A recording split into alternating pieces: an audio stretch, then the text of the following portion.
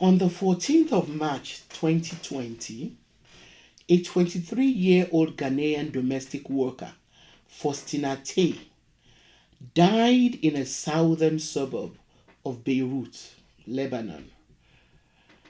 She had worked for Hussein Dia and his wife, Mona Nasrallah, for 10 months before her death. Her death was hurriedly reported by the police as suicide until an uproar was raised when allegations that she was tortured and murdered surfaced. The controversy surrounding the cause of death and how she died is not uncommon. Faustina, like millions of other Africans, was a victim of a modern-day system of slavery, which is practiced in the Gulf region called the Kafala system. So, what led to Faustina's death? What is the Kafala system? Welcome to the Sankofa Pan-African series. Please subscribe and turn on your notification buttons if you haven't. Also, please support us by pledging a token amount to this channel through Patreon so that we can continue to bring you videos like this one. And no amount you pledge is too little. Thank you. According to This is Lebanon, TIL, which is a project of Domestic Workers Unite. Domestic Workers Unite is a coalition of former migrant workers and activists who are demanding the protection of migrant workers and an end to labor exploitation and abuse. So during the week before her death, Faustina sent dozens of texts and over 40 minutes of voice messages to TIL, this is Lebanon, and her brother in Ghana. So TIL has documented many cases of abuse, enslavement, and even death of domestic workers in Lebanon. The texts and voice messages sent by Faustina are available on the TIL website. So just look for it. This is Lebanon, TIL. Look for their website. So take some time to check out the website, because the texts of Faustina's messages provide detailed accounts of recurrent physical abuse by the Lebanese couple that she worked for under the Kafala system. I will deliberate on the Kafala system shortly. But first, let us look at Faustina's life and how she ended up in Lebanon. Now, Faustina was a hardworking and ambitious young woman who, like many others, dreamt of pursuing her studies. Unfortunately, after graduating from the Krobo Girls Senior High School, she was unable to pursue her post-secondary education because her family could not afford to sponsor her. She therefore first tried to make a living by selling noodles in Accra, Ghana. But as most of us from the economic south will attest, that kind of small trading is like a road which leads to nowhere. Selling noodles will barely keep a person alive. So she was then forced to take a route that many other young Africans who are faced with a bleak future have been forced to take. Determined to earn money so that she could further her education, Faustina ended up as a domestic worker in Lebanon. We do not have the details of how harrowing her journey there was or the kind of sacrifices that she had to make in order to get to Lebanon, but we can only imagine. She arrived in Lebanon on the 5th of May 2019 and was hired as a maid by the Dia family in Beirut. She was contracted to earn a paltry $200, which was supposed to be paid at the end of every month. However, her employers began delaying payments for 2 or 3 months at a time before paying her. A frustrated Faustina, who still had faith in the contract that she signed with the Dia family, requested to leave in the hope that she might find a better alternative. Her request to leave was not simply rejected, but she was subjected to brutal beatings, sexual abuse, and various forms of violence at the hands of different members of this family before she eventually died. Apparently, it is common practice among employers of Africans and other migrant workers under the Kafala system to withhold salary of their employees for months at a time and brutalize them. Please, I keep urging you, take the time to visit the website of This is Lebanon, which also has extensive recordings from other abused migrant workers. This is something that the world needs to get involved in. It needs to be stopped. So, what is the Kafala system? Well, the Kafala system is supposed to be a legal framework which defines and regulates the relationship between migrant workers and their employers in countries like Lebanon, Jordan, and all Arab Gulf states except Iraq. It was created to provide cheap labor in an era of booming economic growth for the countries that practice it. Now, the system is highly controversial because it is rife with exploitation. The Kafala system lacks any proper regulations and protections for migrant workers, for the rights of migrant workers. And it relies on low wages, poor working conditions, and employee abuse, as well as racial discrimination and gender-based violence. The word kafala comes from Islamic jurisprudence on legal guardianship and other matters. The modern system started in the early 20th century in Gulf states in order to regulate the treatment of foreign workers in the pearl industry and other commercial trades.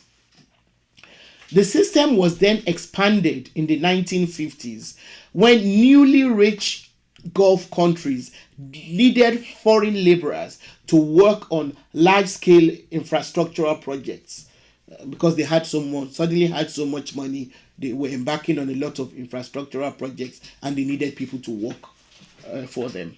This was because given their small populations, they needed additional temporary workers who would come during periods of booming growth and return home when the economy weakened.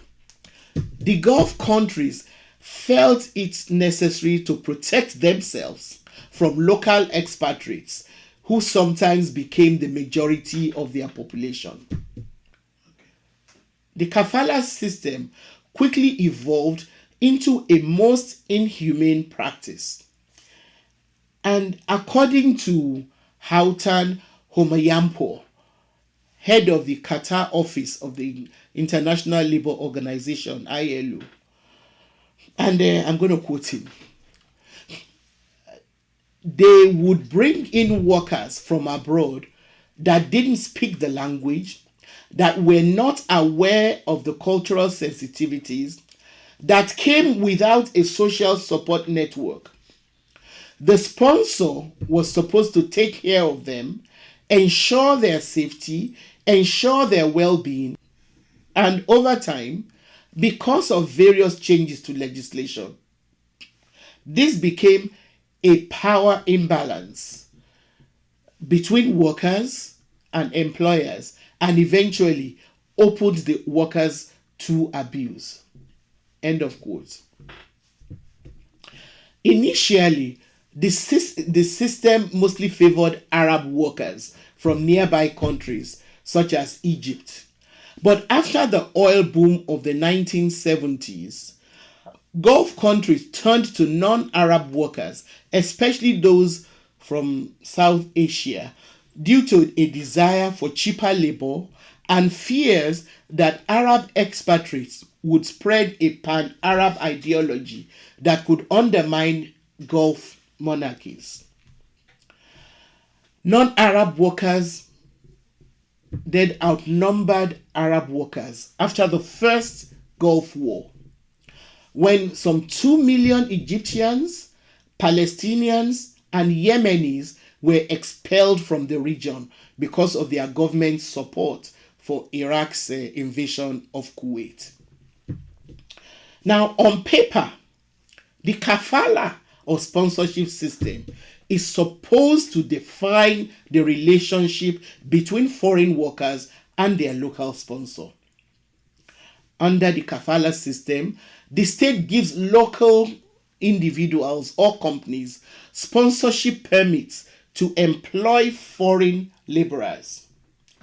In Bahrain, for example, the system is so ingrained that it is a government agency which is actually the employer or worker's sponsor.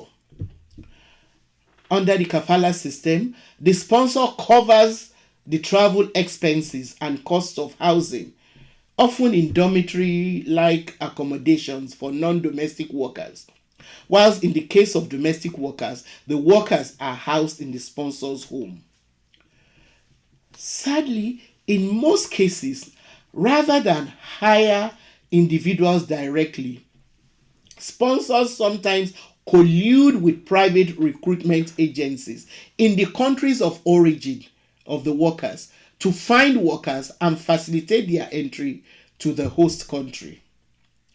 So one of the problems with the Kafala system is that it falls under the jurisdiction of interior ministries rather than labor ministries.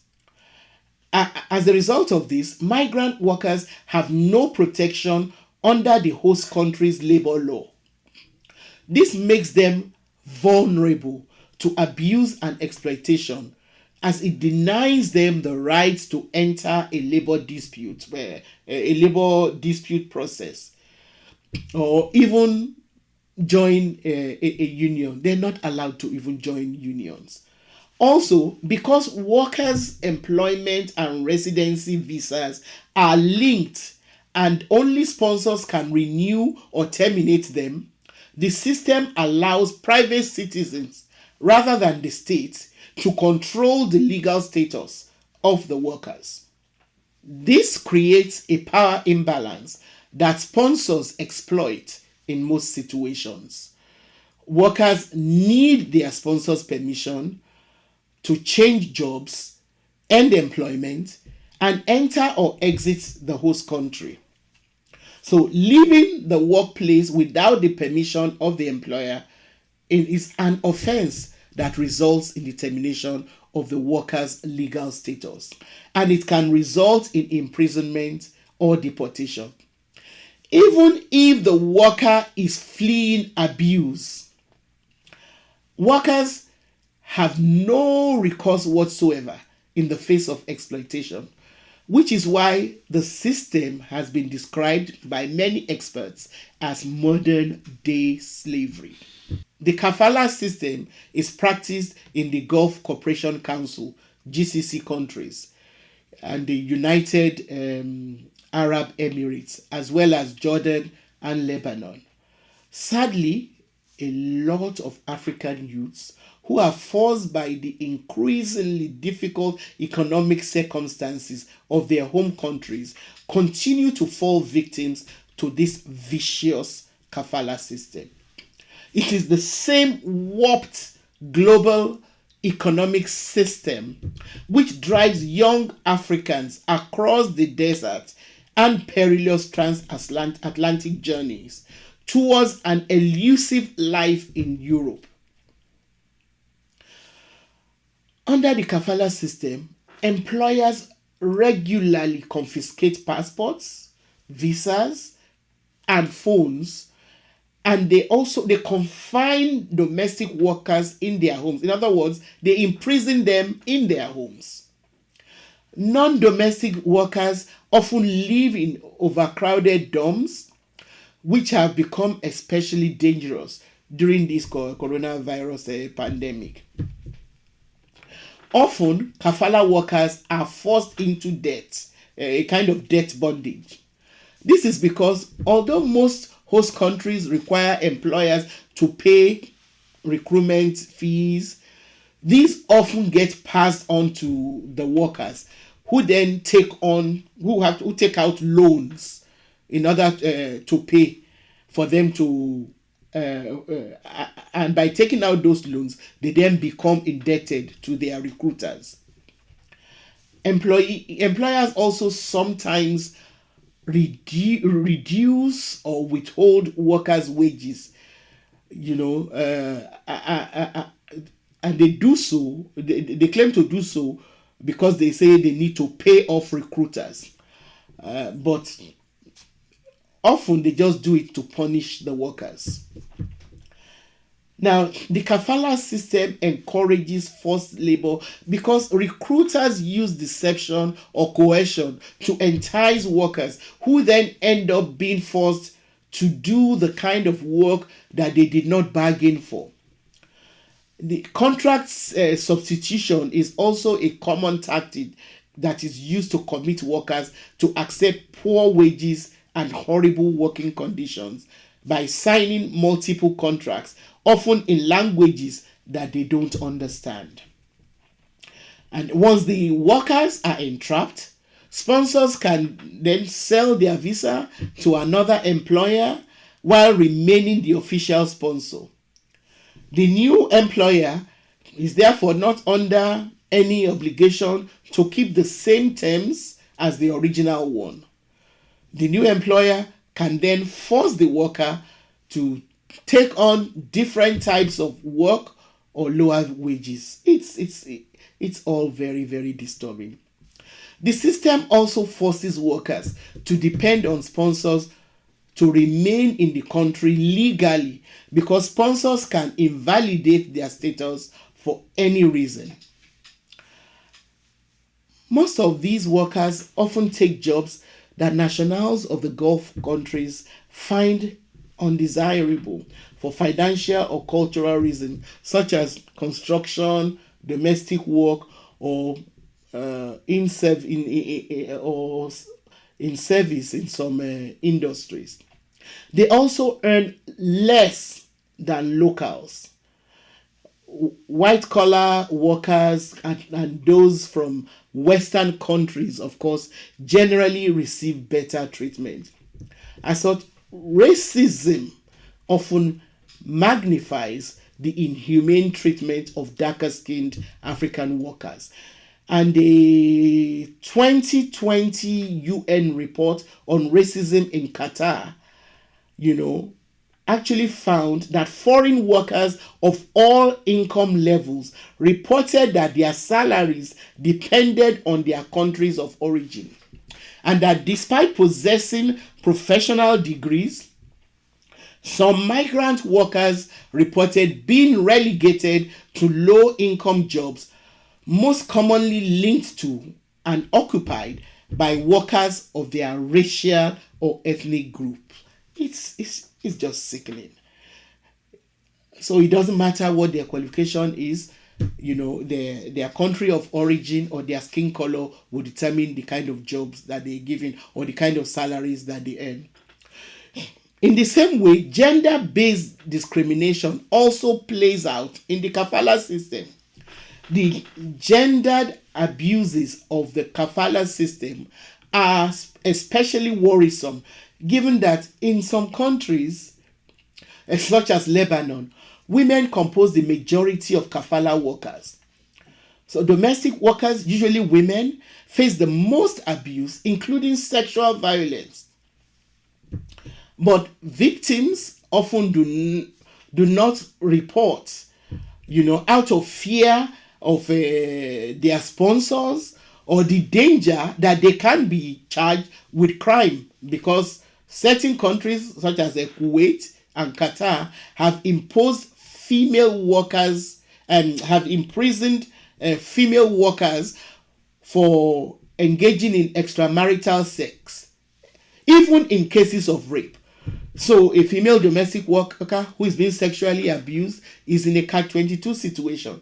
She can't leave and she cannot report because she might be imprisoned for having engaged in extramarital affairs. So what should be done to stop this? I believe that the Middle East lags behind other regions in ratifying international agreements that protect workers. This needs to change. For example, no host country has ratified the ILO's Domestic Workers Convention, which commits signatories to setting a minimum wage, eliminating forced labor, and ensuring decent working conditions, among other forms of protections. Even where laws do protect workers, they are often poorly enforced. The countries that practice this odious system should be compelled to ratify international agreements that protect workers. African countries also need to look more closely into the well-being of their citizens who are forced to go and work in countries which practice this kind of modern-day slavery. Thank you for watching. Don't forget to subscribe to the Sankofa Pan-African series channel.